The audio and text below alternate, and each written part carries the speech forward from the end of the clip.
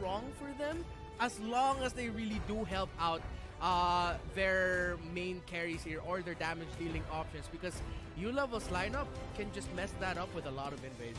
Yeah, and speaking of the Kagura, I'm not a big fan of it too. Again, it's a very safe mage, but then again, landing your skills is key. Again, all of Kagura's skills are skill shots. Yep. If you don't land or at least preemptively place that umbrella in a good spot, that yin-yang overturn might not be as massive as you imagined it in your head, and that requires a lot of skill. And if you're going up against a Lancelot who again is extremely mobile and even has call that again?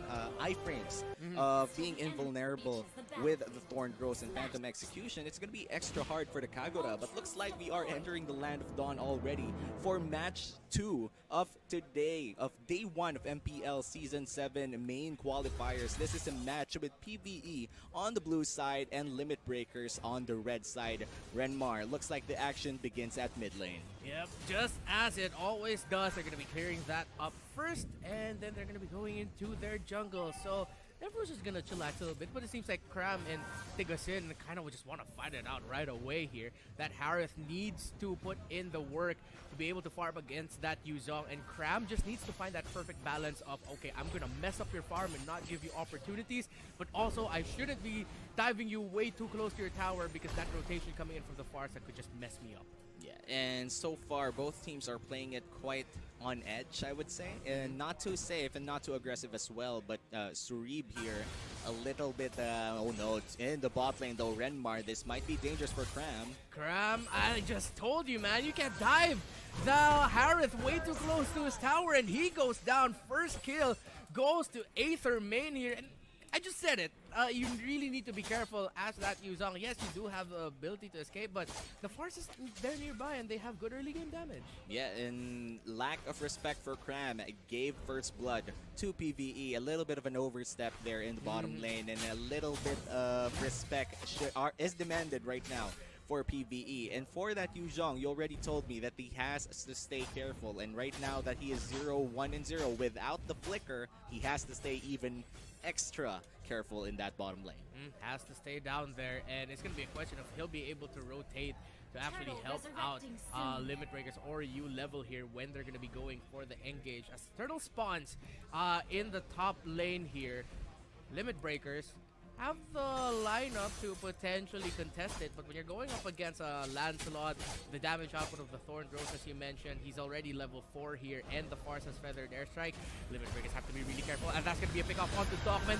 Immediately using the Feathered Airstrike, but Dian looks like could be going down here. Immediately 2 kills here for PvE to start off the game, but that's going to be Lapu Lapu trading it out 1-for-1 in that engage. And even though I said it that it looks bleak for LB, it seems like they might be able to secure the first turtle of the game here. Yeah, this is a 4v4 so far, but the stun does land, and Surib might be in trouble here. 4 people still alive for LB, and this might just be another dead one. And Reptar looks like the turtle will reset for now, but PvE, they get it back. Now Aether main has control over the turtle pit here. They still have the retribution for LB, but they're not going to be able to go in. The zone out by the Feathered Airstrike.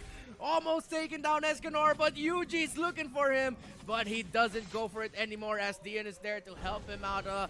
Nice little back and forth there, but Aether main takes the first turtle of the game. Aether main right now, great turnaround for LB. I mean, Limit Breakers already had a good position in that turtle. In PvE, Aether, they really went in, found the targets, found the correct way to just start that fight and end it immediately after that first pickoff.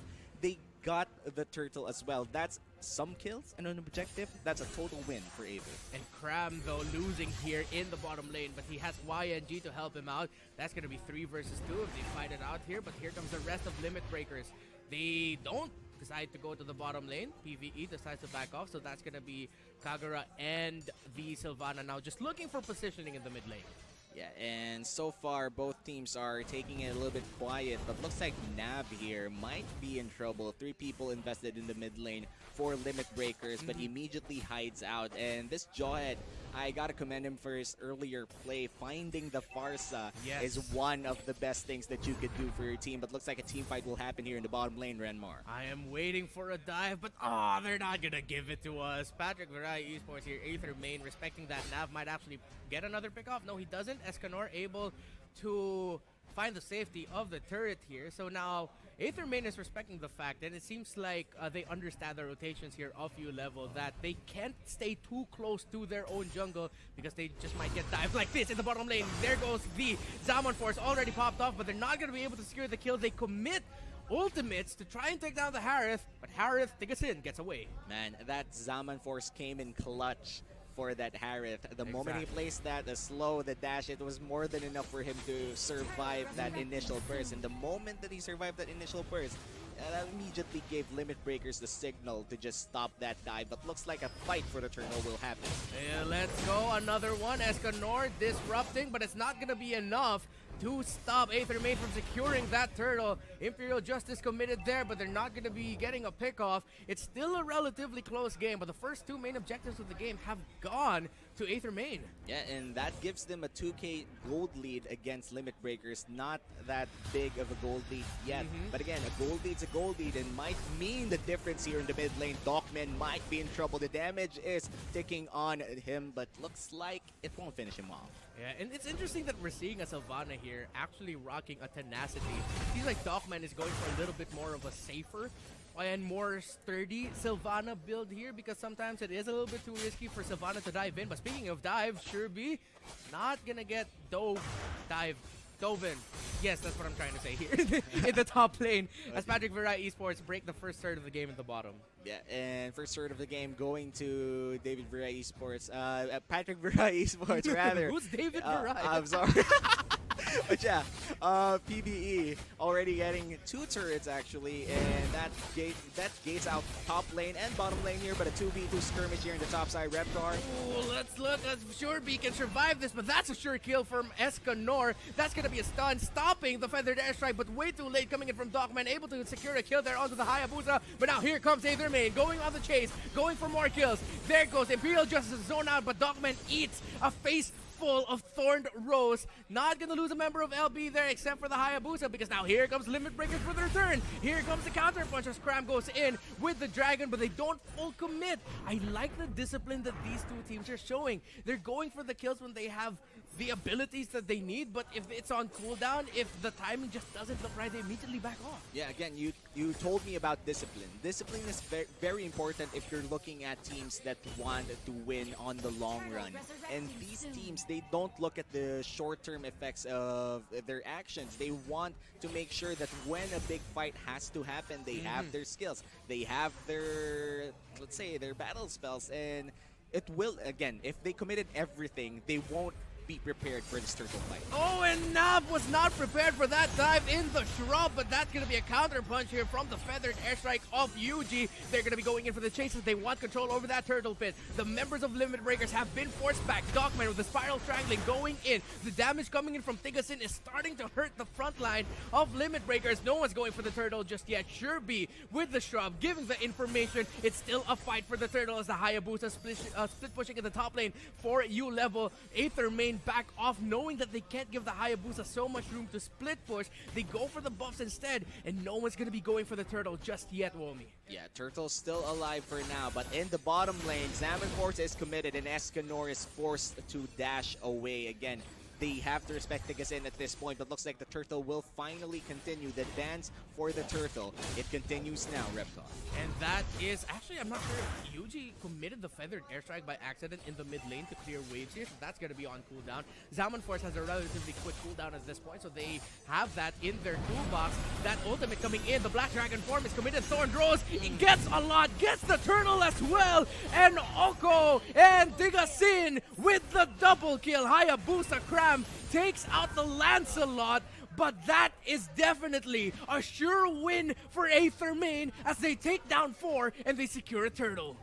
LB Limit Breakers did not break their limits in that fight. Not only did they lose the turtle, but they also lost 4 people. Ouch. And now they might lose this mid lane as well if they aren't careful. Zaman Force is already committed, and this is going to be the last of their outer turrets. Aether Main has been playing out of their minds for the last 3 minutes, and all the turtles have been falling to their hands. And this just means that Aether, they look like they're very ready for this morning's fight. And Aether Main channeling that spirit, as you mentioned, Yomi, of the former champions of the MPL from Season 1. Sherby going in. Gets that knockback. But they're not going to be able to secure kills just yet. UG going to get caught out here by Dogman. Imperial Justice already committed. The bird cannot get away. That is a cage bird right now. UG really low. He gets taken out by the Lapu Lapu. That's one kill here for Limit Breakers. They might find out Nav, but Nav is just waiting. Sherby is nearby. Oko's coming in. Let's see if they're going to commit. There goes the puncture. Thorngrow's committed and a kill there for Nav. And Aether Main still have control of this game. Yeah, Aether Main still has control of this game, but then again, I feel like they could have played that a little bit cleaner near that jungle area. Losing one member wasn't really necessary, and in the top side, a solo kill there by Hayabusa. You never really want to be on the receiving end of shadow kill when you're alone. Yeah, and that's exactly what happened. Two Tigas in there in the top lane. Again, one-on-one. Lapu Lapu versus Sherby. There goes the knockout punch. He goes in for the bob and the weave, but no, that was a 1-for-1. Why do you guys need to go in? It's a 5 versus 1 now, and Sherby, this might be a sure kill for LB. He's trying to get away. Shadow kill onto him, but look at him trying to survive. The knockup, the sustain is insane. It's a 1-for-1 trade. How did he get away with the kill? It's a 4v1, and looks like he also bought his teams a little bit of time to get that Lord, and now the Lord is secured by PvE. The fight continues here in the top side of the map. 4 people invested for Limit Breakers, but looks like they won't be finding one for now as the Farsa commits that ultimate to zone out everyone, and that's a free Lord and a kill in that 4v1 in the bottom lane. Immortality popped away from Nav, but LB are happy enough with what they have. The shadow kill onto 2. That's Tigasin and Oko. That's a lot of damage, but he uses the clones to get away. Someone clip that, please. Immortalize that moment where we saw Sherby just handle a 4 versus 1 team fight and secure a kill. But we gotta move on from that moment with the rest of the game here. How do you see this game moving on as we enter now the mid-game, Womi? Well, we are entering mid-game. The Lord is still alive. We have a 3K gold lead for Aether Main. I feel like that gold lead will still balloon considering that the Lord is still alive, depending on how they want to play around this. It looks like they will be investing 4 members here in the bottom side. Great engage, Reptar. Shut down, coming in from Paquito, and another kill here for Aether Main as they take out YNG and the Yuzong as well. So that's Hayabusa and Yuzong out for the count. They are able to break that another tower in the bottom lane, if I'm not mistaken, but the mid lane is what I'm looking at here for Aether Main. They're looking at the bottom lane, but they're just committing resources right now so that LB is forced to defend, and that's not a good defense as Escanor goes down. Dockman and Dian are trying to hold on, but the top lane is getting split pushed by Sherby, and the mid lane is sure to follow. And right now, I just have to say that Nav is just insane with those ejects. And now that the Farsa ult is committed, it zones out 2 people out of that mid lane. And now, mid lane is open.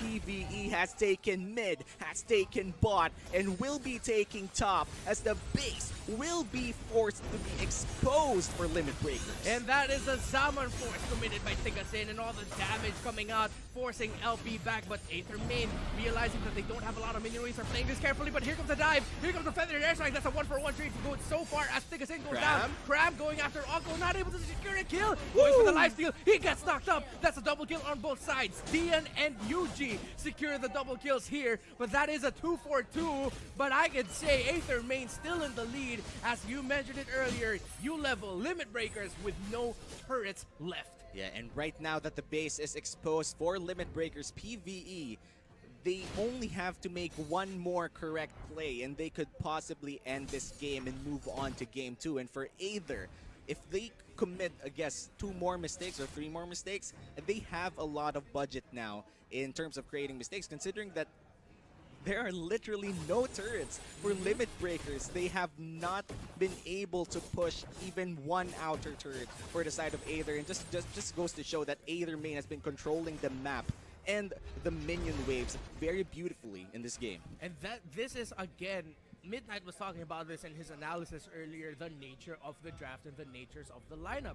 PvE's lineup scales really well at this point. They have the Harith, they have the Farsa.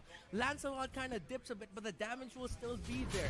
Hayabusa's going to be entering in a difficult position. All he needs to do is wait for the entry and time it. And speaking of timing, that's a beautiful timing here by Dogman, but that is puts Limit Breakers right outside of their face and open for a wipeout from Aether Main. Immediately, one member goes down. 3 of them go back. Escanor on the run, but Escanor's going back home to base to go for the respawn, and a double kill is secured by Tigasin. And YNG just trying to run Nav with the chase. Let's see if we'll be able to get away. Shadow Clone, the Shadow Kill, but a killing spree back home. We were looking at the wrong action here because Aether Main are on their way to securing game number 1. There goes Dian. Only 1 member remaining. He's down. No immortality. No members left. And game 1 goes to Aether Main. A knockout punch for Aether Main, but the fight isn't over yet. And again, this is the best of 3. If ever Limit Breakers could just get that anime moment where they flash back all of the hard